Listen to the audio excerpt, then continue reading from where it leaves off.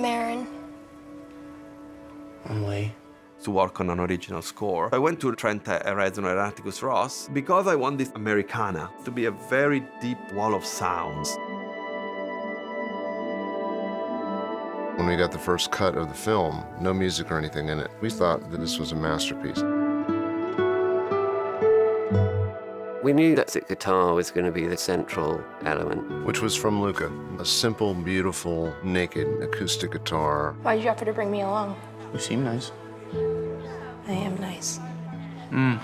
Music-wise, I think I was really excited because they're both open for anything, but I was still surprised how out there it was. All the music is one performance edited with the film. Initially very acoustic, but as time moves on, these disparate stories come together. Trent and Atticus, they go for things, and they are some of the most important in cinema composition. And it was wonderful to work with them. You don't think I'm a bad person. All I think is that I love you.